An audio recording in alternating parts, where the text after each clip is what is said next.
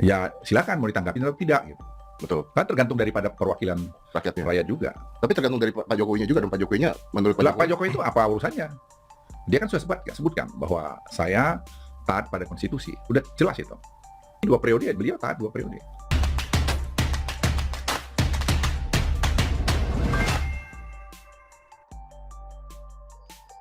Luhut tentang penundaan pemilu dan Jokowi 3 periode. Ismail Fahmi malah gagal fokus. Ditulis oleh Erika Benar dari Suar.com. Mendengarkan podcast dari Corbuzier dan Menteri Koordinator Bidang Politik, Hukum dan Keamanan Indonesia, Luhut Binsar Panjaitan, saya menyobek beberapa kesimpulan yang cukup jelas dan bagus. Pertama, Luhut menyatakan bahwa siapapun orang yang bicara, mau dia rakyat biasa, elit politik atau anggota DPR sekalipun, tetap suara orang-orang itu satu. Jadi kalau ada ratusan orang berbicara, bukan berarti itu mewakili jutaan rakyat Indonesia. Itu hanya suara ratusan orang saja. Bahkan seorang influencer sekalipun, suaranya tetap hanya satu suara. Suaranya tetap hanya satu suara. Kalau kemudian suara yang satu itu berhasil menggiring opini dan lain-lain, itu tidak kemudian menjadikan suara si influencer menjadi 100. Dan bersuara itu adalah bagian dari demokrasi, jadi boleh-boleh saja. Namun di dunia ini tidak ada yang namanya kebebasan absolut, yang ada adalah kebebasan yang bertanggung jawab. Kedua, soal masa jabatan 3 periode untuk Jokowi. Semua itu akan dikembalikan pada konstitusi. Jokowi sebagai presiden menyatakan saya taat pada konstitusi. Perkataan Luhut sangat jelas ketika menjawab pertanyaan DJ. Itu memungkinkan tidak? Luhut mengatakan soal mungkin dan tidak mungkin itu nanti DPR dan MPR juga yang menentukan. Pernyataan Luhut ini cukup ampuh memangkas gosip-gosip yang ada tentang jabatan presiden 3 periode. Artinya jika konstitusi menyatakan hanya 2 periode, maka tahun 2024 adalah akhir dari jabatan periode kedua Jokowi. Sementara adanya suara yang menggemakan 3 periode jabatan presiden bagi Jokowi, itu ranahnya ada di DPR atau MPR, apakah akan ditanggapi atau tidak. Jika DPR dan MPR menanggapi suara-suara ini dan membuat amandemen Undang-Undang Konstitusi dengan menyatakan jabatan presiden menjadi 3 periode. Lalu Jokowi dicalonkan kembali sebagai petahana oleh partai politik. Dengan catatan Jokowinya juga menerima untuk dicalonkan, lalu yang tidak setuju mau apa? Menyalahkan Jokowi? Tentu tidak bisa. Yang pasti konstitusi itu dibuat oleh DPR atau MPR sebagai wakil dari rakyat. Jika DPR atau MPR memutuskan merubah konstitusi, masa jabatan presiden menjadi 3 periode, maka 3 periode lah masa jabatan presiden, terlepas dari siapapun presidennya. Namun selama MPR atau DPR tidak mengamandemen konstitusi Republik Indonesia tentang masa jabatan presiden, sebesar apapun teriakan tentang Jokowi 3 periode hanya gaung eko di pegunungan.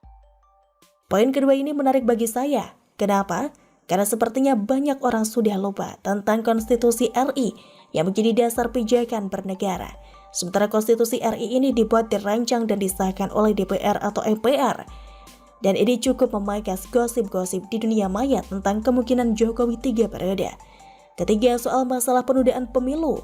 Luhut mengatakan 100 triliun lebih biaya untuk pemilihan presiden dan pilkada serentak. 100 triliun rupiah lebih itu uang semua loh.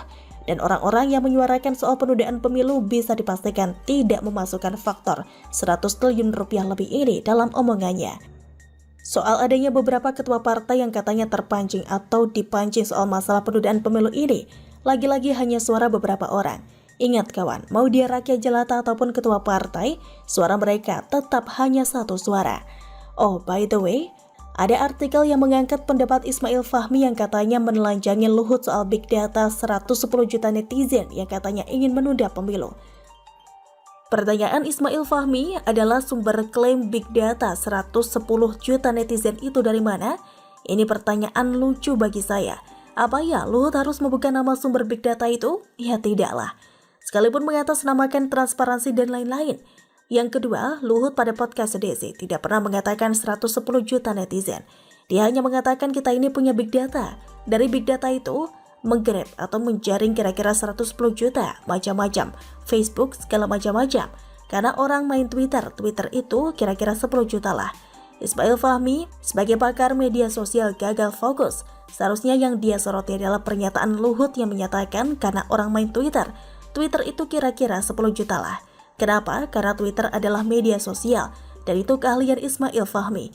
Kalau yang disoroti angka 110 jutanya, Ismail Fahmi tidak mumpuni untuk menguliti kata macam-macam yang diungkapkan oleh Luhut. Apalagi Luhut menyatakan kita ini punya big data. Dari big data itu menggrab atau penjaring kira-kira 110 juta.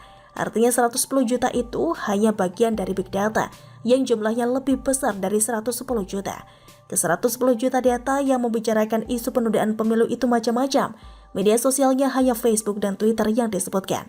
Kok bisa ya kemudian Ismail Fahmi menyimpulkan bahwa angka 110 juta itu jumlah netizen? Bikin ribut aja. Ambil contoh tulisan-tulisan di Seaword atas isu penundaan pemilu yang kemudian dikomentari pembacanya. Masa akan menjadi bagian dari data 110 juta itu? Apakah kemudian Seaword itu media sosial? Bagaimana dengan televisi dan radio? Bagaimana dengan media cetak? Bagaimana dengan obrolan-obrolan di dunia nyata? Apakah semua itu masuk ke dalam big data 110 juta? Masuklah.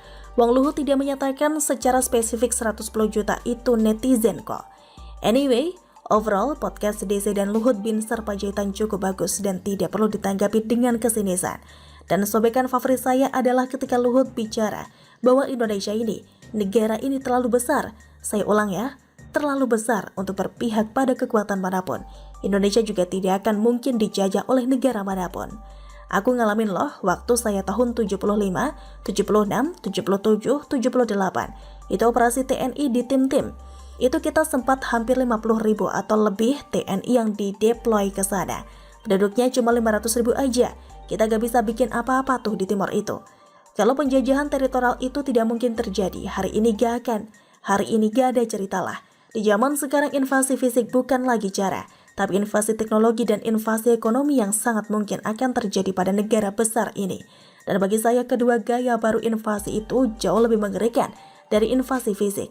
Karena kalau invasi fisik, yang menjadi korban adalah kita sendiri. Tapi invasi teknologi dan invasi ekonomi, yang menjadi korban adalah anak-anak dan bahkan cucu dan cicit kita. Coba kalian luangkan barang 5 menit lalu tatap wajah anak-anak kalian yang masih bersekolah. Masukkan dulu ke dalam kepala kepesatan teknologi yang merambah dunia. Kemudian tanya diri kalian masing-masing, 10 tahun dari sekarang akan jadi apa anakku? Mengerikan tidak? Namun saya berdoa semoga bangsa ini diselamatkan dari berbagai macam invasi, menjadi bangsa yang lebih cerdas dan mandiri. Dan untuk Opung Luhut bin Sarpanjaitan, thank you very much for your service to our country. Bagaimana menurut Anda? Ya silakan mau ditanggapi atau tidak gitu. Betul. Kan tergantung daripada perwakilan Rakyatnya. rakyat juga. Tapi tergantung dari Pak Jokowinya juga, dan Pak Jokowinya menurut Lah, Pak Jokowi itu apa urusannya? Dia kan sudah sebutkan bahwa saya taat pada konstitusi. Udah jelas itu. 2 periode beliau taat 2 periode.